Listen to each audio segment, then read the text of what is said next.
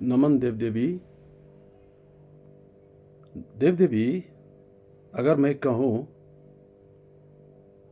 आप अभी कौन हो, क्या हो? आप अभी सिर्फ मन हो।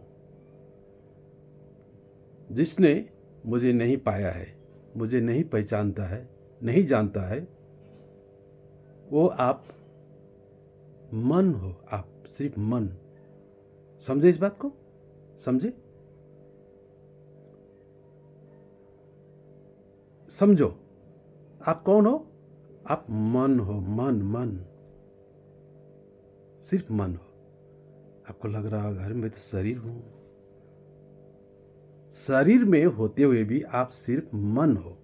शरीर तो महसूस नहीं करता है ना। शरीर तो एक माध्यम है, एक बर्तन है। ये तो आप जानते हो, ये आप जानते हो।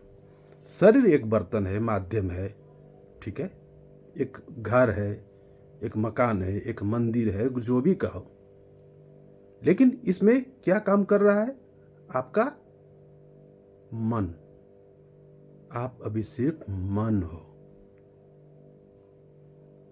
कब तक? मैंने अभी कहा कब तक?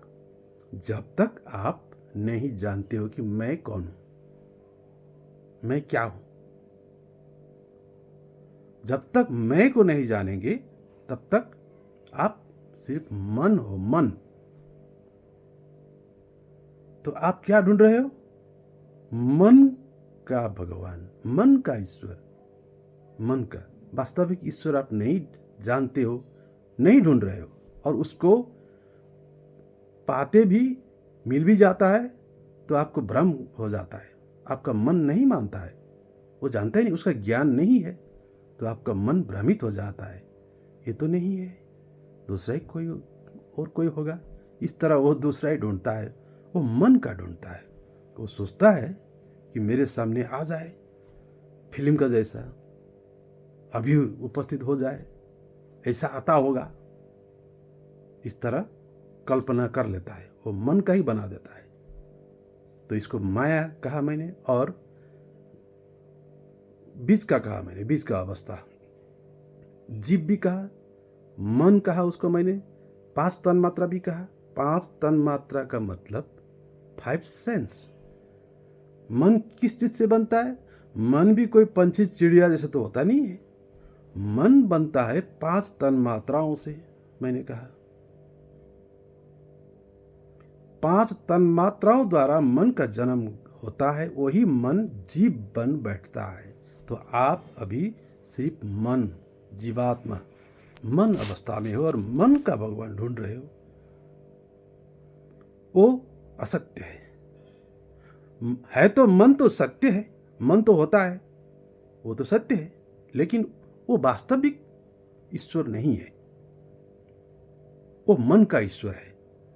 वो क्षय हो जाएगा, वो खो जाएगा, वो छूट जाता है, वो कुछ नहीं कर पाता है। वो मन द्वारा रचित, मन द्वारा स्थापित मन का भगवान आप समझते हो, उसी को भगवान समझते हो, और उसी को आप पुकार रहे हो कि जो मन द्वारा ही उत्पन्न हो जाए, आपके आगे सामने खड़ा हो जाए, मैजिक का जैसा, जादू का जैसा।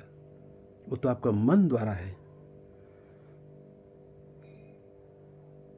बुद्ध ने भी नहीं पाया, संत कबीर ने भी नहीं पाया इस तरह,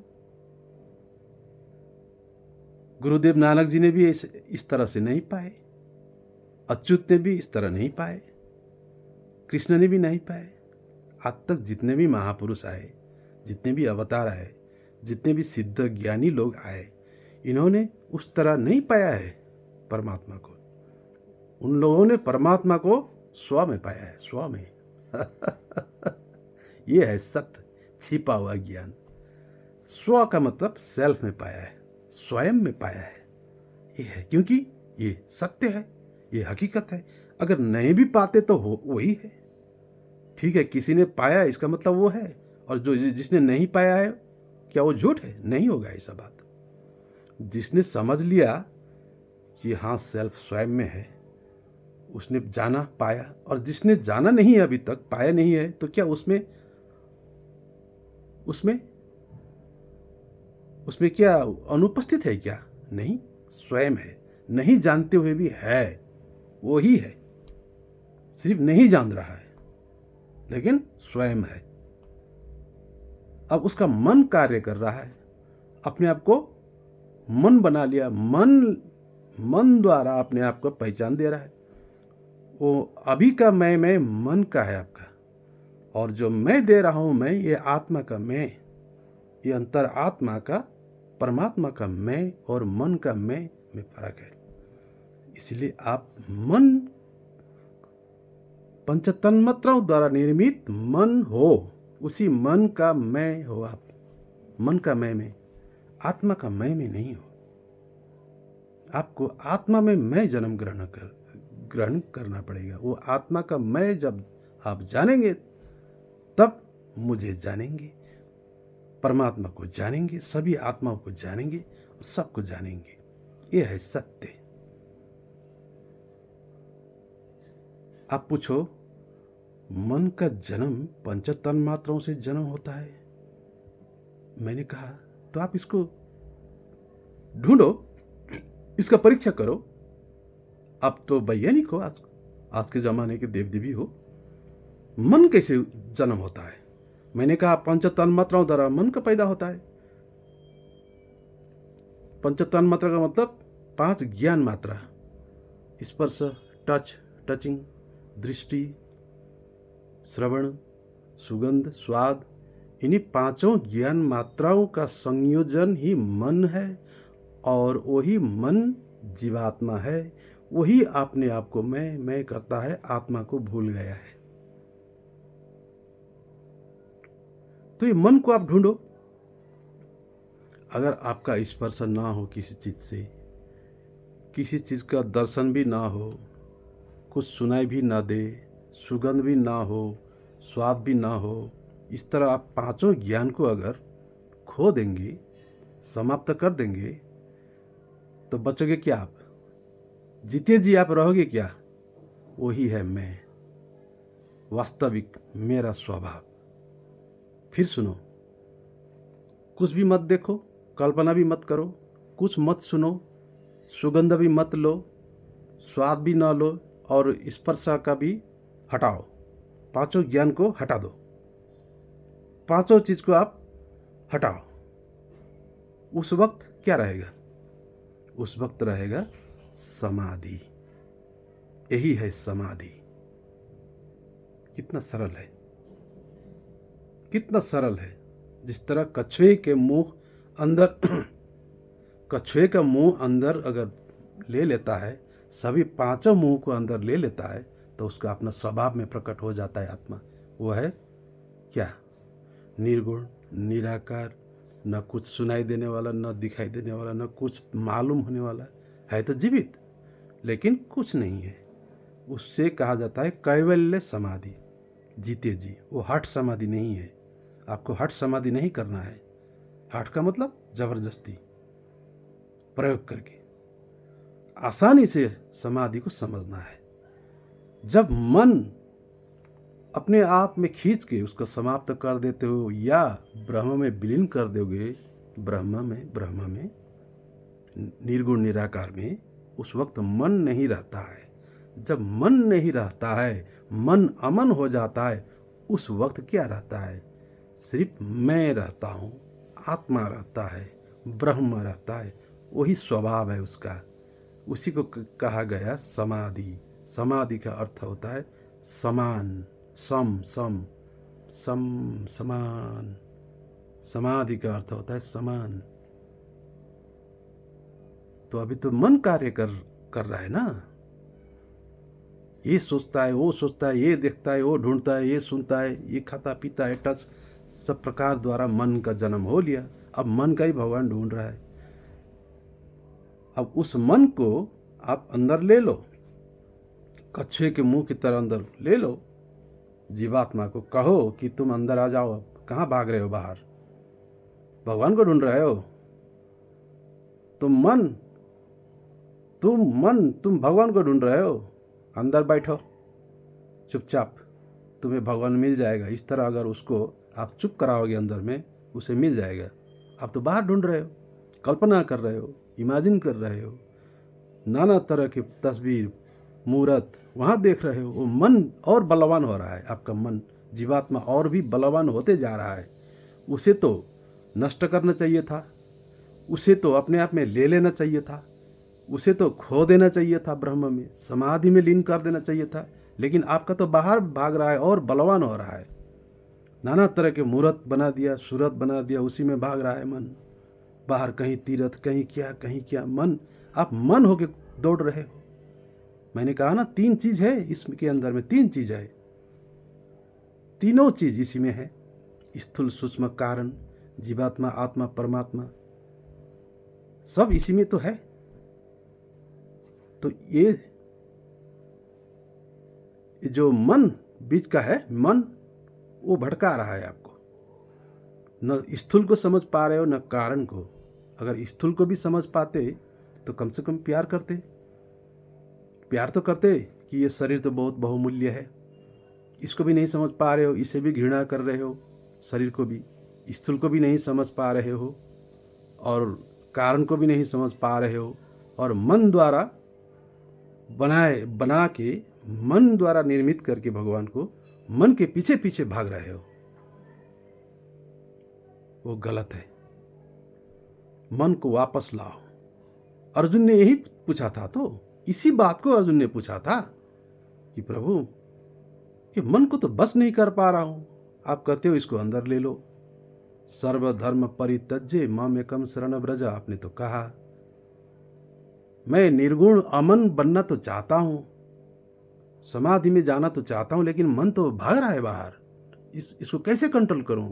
यही तो अर्जुन ने पूछा था, यही तो ज्ञान मैं भी दे रहा हूं। यही तो जीव है, यही भटकता है। मन द्वारा बना हुआ जीव यही भटकता है, यही अटकता है, यही रोता है, यही हंसता है। इसी को सुख होता है, इसी को दुख होता है। ना आत्मा को सुख होता है, ना आत्मा को दुख, न शरीर को सुख, न शरीर को दुख। ये तो सब ब्रह्म है। लेकिन जो मन है, मन, उसको सुख दुख सब होता है, वो भोगता है, मन भोगता है। अगर आप समाधि अवस्था में हो तो आपको क्या सुख क्या दुख, क्या पिता क्या पुत्र, क्या धन क्या निर्धन, आप तो आनंदमय बन जाओगे, आनंद में खो जाओगे। तो ब्रह्म स्वरूप में आप पहुंच जाओगे तो वहाँ सुख दुख पाप धर्म का कोई चीज़ बचता नहीं है, सब समाप्त हो जाता है। लेकिन भोगता क्या है? मन। जब तक आप मन होके चल रहे हो, मन होके डुल फिर रहे हो, तब तक आपको सुख दुख भोगना पड़ेगा, कर्म का फल आपको भोगना पड़ेगा।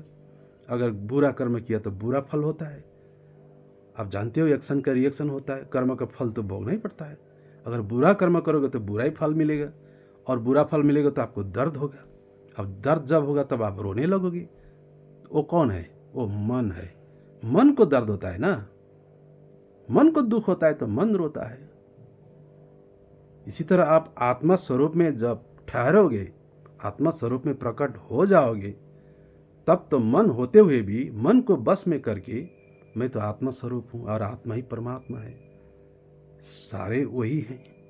इस तरह आप बुरे कर्म नहीं करोगे, कुकर्म नहीं करोगे, तो आपको बुरा फल भी तो नहीं मिलेगा। इस तरह समझना है। भोक्ता कौन है? कर्म का फल का भोक्ता जीव है। जीव क्या है? मैंने कहा मन। मन क्या है? पंचतन मात्रा। समझो इस बात को। एक एक सूक्ष्म अध्ययन पकड़ते पकड़ते जाओ, उसका जड़ तक जाना पड़ेगा। मैंने कहा जीव भोगता है। जीव क्या है? मैंने कहा मन। अब समझो मन क्या है? मैंने कहा पंचतन मात्रा। अब फिर आप ढूंढो पंचतन मात्रा क्या है? मैंने कहा 5 सेंस। आप ढूंढो 5 सेंस क्या है? ये तो जो दिखाई देता है, जो सुनाई देने वाला, जो स्पर्श स्वाद त्वचा आदि जो ज्ञान है, जो मैं जो भोग करता है, ये है पंचतन मात्रा द्वारा निर्मित मन। इसीलिए अभी आप मन हो, लेकिन वास्तव में आप मन नहीं हो। मन तो जन्म ग्रहण करता है। चेतन में मन जन्म ग्रहण करता है। वो जन्म ले लिया, ब्रह्मा का ही उसको भी पुत्र ही कहा गया है। इसीलिए तो 3 कहा ना, इसका पुत्र ही है ये 2 भी। जीवात्मा आत्मा भी इसी का पुत्र कहो। जब समझ लेगा तो तीनों एक बन जाएगा। तो क्या पुत्र क्या पिता एक बन जाता है, तब वहाँ न कर्म न फल, कर्म होते भी फल का कोई शंका नहीं रहता है, न सुख न दुख। तो आपको मन को समझना होगा। आप अभी मन हो, मन से निकलो जल्दी। मन को अमन कर दो, मन को समाधि कर दो, मन को ध्यान में विलीन कर दो, मन को एकत्व कर दो आत्मा परमात्मा में, निराकार निर्गुण में। वही है वास्तविक मुक्ति, मोक्ष है, यही है। इसका मैं सिद्धि का तर्क मैं बाद में करूंगा। सिद्धि का पक्ष भी है, मन द्वारा सिद्धि और चमत्कार, इसका मैं बाद में कहूंगा। अभी आप क्या हो इसको समझा रहा हूं। क्या है शरीर में? शरीर में आत्मा है, मन है, परमात्मा है, सब कुछ है। अभी आप क्या होकर घूम रहे हो? मन बन के घूम रहे हो। लेकिन जो असली चीज है उसको तो भूल गए, छोड़ दिया। वो है आत्मा परमात्मा, इसी में है। तो जो चीज आत्मा और परमात्मा को धारण करके बैठा है, इतना सुंदर शरीर, इसको क्या कहोगे? क्या कहोगे? जिस चीज में, जो जिस बर्तन में अमृत है, इतना सुंदर मीठा मीठा चीज है आत्मा और परमात्मा, उस बर्तन को क्या कहोगे? उस कलश को क्या कहोगे? उस बर्तन को आप क्या घृणा करोगे? प्यार नहीं करोगे? उसी को मैंने समझा है। ये बर्तन तो इतना मीठा है, इतना प्यारा है, इतना पवित्र है, यही तो है सब कुछ। लेकिन आप तो मन बन गए, जीव बन गए। जीव, मन द्वारा निर्मित पंचतन मात्राओं का जीवात्मा बन के घूम रहे हो और बाहर ही ढूंढ रहे हो। परमात्मा को बाहर ढूंढ रहे हो। बाहर नहीं मिलने वाला है, नहीं मिलेगा। क्योंकि वो मन तो आत्मा का प्रकट, आत्मा का जन्मा हुआ है ना, आत्मा द्वारा जन्म, चेतन द्वारा जन्म ग्रहण किया है उसने। वो भी तो इसका पुत्र है, उसको तो अंदर लेना पड़ेगा। जब आत्मा उस मन को, जीव को अंदर ग्रहण करेगा तो आत्मा तो परमात्मा में अपने आप विलीन हो जाएगा। तो तीनों चीज मिलन हो जाएगा, मिलन हो जाएगा। रहेगा क्या बाकी? कुछ नहीं। चीज तो वही है। जो मन बाहर भटक रहा है उसी को वापस करना है। इसी को स्वबोध कहा गया है। स्वबोध, वापस होना। इसलिए मैंने कहा वापस हो जाओ, वापस हो जाओ। कहाँ वापस होना है? या किसी जगह में वापस होना है? कि नहीं, आप बाहर हो, जल्दी जल्दी अंदर वापस हो जाओ। किसको कहा? मन को कहा, आपका जीव को कहा मैंने। शरीर, शरीर तो क्या अंदर क्या बाहर, क्या वापस होना है? बाहर जा रहा है मन, जीव, उसको वापस करो, जल्दी वापस हो जाओ। क्योंकि तुम ही रो रहे हो, तुम ही पुकार रहे हो। जब कष्ट भोगते हो तो तुम्हें पीड़ा होता है, तो फिर बुलाते हो। मैं तो जानता हूं, समझता हूं, क्योंकि तीनों स्वरूप को मैं जानता हूं। लिंकेड है ना, लिंक है ना, कनेक्शन है, संबंध है ना। मन भी तो आत्मा के साथ संबंध है। तो मन रोता है तो आत्मा को भी तो मालूम हो जाता है। जब आत्मा को मालूम हो जाता है तो मुझे मालूम हो जाता है। जब मुझे मालूम हो जाता है तो वही है, परमात्मा को भी मालूम होना वही है। एक ही बात है। तो इस तरह आप एक दूसरे से कनेक्टेड हो, लेकिन अब बाहर भाग रहे हो। अंदर कनेक्शन करो। अब उस कनेक्शन को वापस करो अंदर आत्मा में। और आत्मा का स्वरूप क्या है? क्या है? खुले आंखों से तो यही है, मैंने दिखा दिया। खुले आंखों से आत्मा का दर्शन करना चाहते हो तो मैंने दिखा दिया। नहीं, वापस मन को वापस करके अगर अंदर दर्शन करना चाहते हो तो उसका स्वरूप निर्गुण निराकार है। जब पंचतन मात्र हो जाते हैं, वो स्वभाव जो है, जो वो स्वरूप जो वर्णन नहीं किया जाता है, निर्गुण निराकार, वही आत्मा है। समझो, उससे और क्या चाहिए? क्या ढूंढ रहे हो वहाँ अंदर में? घोड़े जैसा, गधे जैसा, हाथी जैसा, किसी तस्वीर जैसा, गुरु का जैसा, किसी का जैसा क्यों बना रहे हो? वो फिर मन का जन्म हो गया ना वहाँ अंदर में भी मन फिर जन्म ले लिया। वो जीव तो फिर जन्म ले लिया ना। इसलिए स्वरूप मत बनाओ अंदर में, उसको भी वहाँ विलय करो, विलीन करो। वही है आत्मा का स्वरूप, निर्गुण निराकार स्वरूप तो वही है। उसको फिर जबरदस्ती ये स्वरूप, वो स्वरूप, लाल, काला, पीला कहना पड़ता है क्या? हाँ देखो, मैं काला देख रहा हूँ, हाँ मैं पीला देख रहा हूँ, मैं हरा देख रहा हूँ। ये क्या कर रहे हो? क्या है? कोई कहता है हाँ हरा हरा निकल रहा है, हाँ हाँ लाल लाल निकला, हाँ हाँ सफेद दिखाई दिया। अरे ये तो तुम हो, तुम्हारा मन है, वो तो मन द्वारा जन्म ग्रहण कर रहा है, अनेक रूप बन रहा है। उसे भी भूल जाओ, उसे भी भूल जाओ, त्यागो। और इतना त्यागो कि इतना आराम से बैठो कि कुछ लो ही नहीं, कुछ आने ही मत दो। स्वतंत्र, स्वच्छ, निर्मल, कुछ नहीं। इसीलिए सब चीज हटाना पड़ेगा जो पाले हो भगवान के नाम पे, धर्म के नाम पे, क्या क्या पाले हो ना, कूड़े कंकड़, उसको हटाना पड़ेगा मन से। मन में उसको रखोगे तो आप समाधि नहीं पाओगे। समाधि नहीं पाओगे तो आत्मा का स्वरूप में नहीं पहचान पाओगे, नहीं जान पाओगे। ऐसे तो बाहर तो मैंने पहचान दिया, लेकिन अंदर समाधि नहीं लग पाएगा। समाधि नहीं लग पाएगा तो मुक्ति मोक्ष से संभव नहीं है। आत्मा को स्वरूप को नहीं जानोगे, निराकार स्वरूप को, कारण स्वरूप को नहीं जानोगे, फादर परम पिता परब्रह्म को नहीं जानोगे, नहीं पाओगे। इसीलिए मन द्वारा निर्मित हुआ बना हुआ चीज त्यागना पड़ेगा, त्यागना पड़ेगा। बिल्कुल निर्मल, खाली बर्तन अभी बनो, अभी निर्मल स्वच्छ। क्या नियम? मैंने कुछ नियम दिया ही नहीं, कुछ नियम है ही नहीं। मैंने थोड़े कहा कि नहाने का, द्वारने का, दीप जलाने का, धूप जलाने का, फूल माला लाने का, फूल चढ़ने का, जल चढ़ने का, ये सब थोड़े कहा। कुछ नहीं चाहिए, निर्मल, सब कुछ तो त्यागना है। निर्मल स्वभाव, स्वतंत्र, स्वच्छ, कैवल्य, समाधि, बालक जैसा विनय स्वरूप, आनंद ही आनंद, परमानंद, वही आत्मा का स्वरूप है। जान लेना। इस अवस्था में पहुंचोगे तो आंखें लग जाएंगी, आंखें सफेद होने लगेंगी। इतना आनंद भोगोगे, इतना सुख भोगोगे वहाँ उस अवस्था में। उसी को कहा गया समाधि। समाधि दो प्रकार के होते हैं, एक जड़ समाधि, एक कैवल्य समाधि। जड़ समाधि मत करना। जड़ का मतलब जबरदस्ती ध्यान लगा के ऐसा समाधि मत करना। कैवल्य समाधि, आनंद, इस तरह भी समाधि हो जाता है। मैं समाधि में हूं अभी, अर्थात मन नहीं है तो वो समाधि है, कैवल्य है, कुछ भी नहीं है।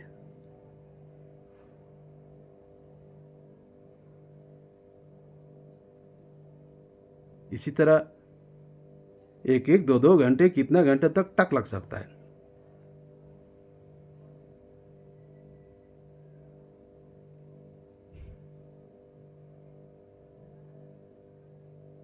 इसको कहा गया कैवल्य समाधि।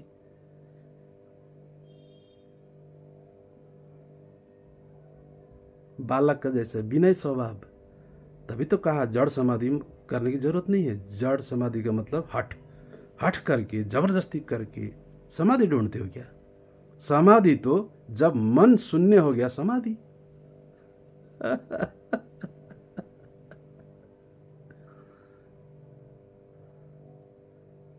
फिर तो राल टपकने लगेंगे, नाचने लग जाओगे बच्चे की तरह, कितना प्यारा बन जाओगे। कैवल्य समाधि कहा जाता है इसको, बालक स्वरूप, विनय स्वरूप। उम्र से क्या मतलब, इतना प्यारा है मेरा वो समाधि स्वरूप, आत्मा स्वरूप। यही है दिव्य पद, देव पद। ऐसे तो आप देव हो, ये शंका मत करना, देवी हो, लेकिन आप अभी मन हो। मन, उस मन को जल्दी जल्दी वापस करो, उसको समाप्त कर दो। मन को अमन करो, विलय करो, विलय मिला दो ब्रह्म में, निराकार में। अमन कर दो, किसी चीज को लाओ नहीं, हटा दो। क्या क्या पाल रखा था, न जाने क्या क्या, ये मंत्र, वो मंत्र, ऐसा मंत्र, ये मंत्र, ये तस्वीर, ये वो माला, ये जल, ये फूल, ये चंदन, ये टीका, ये मंदिर, ये मूर्त, ये तीर्थ, क्या क्या पाला है मन में, वो सब हटा दोगे ना, खाली बर्तन बन जाओगे ना।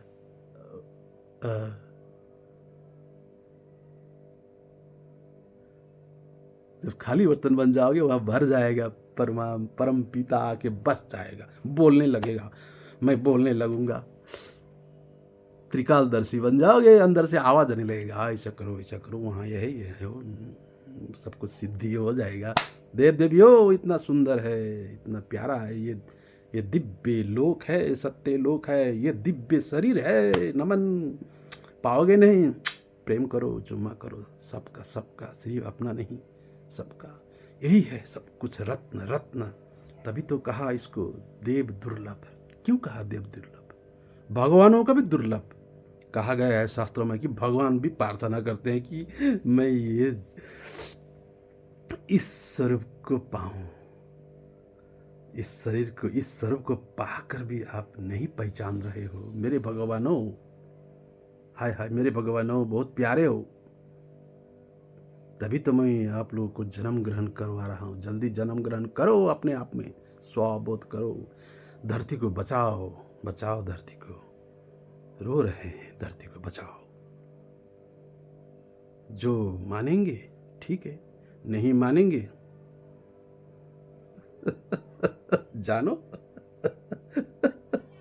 जो नहीं मानेंगे भोगेंगे, भोगना है। और क्या क्या भोगेंगे मैंने कह दिया है, ऊपर से शुरू कर रहा हूँ, ऊपर से, सबसे ऊपर से, सबसे बड़ा से।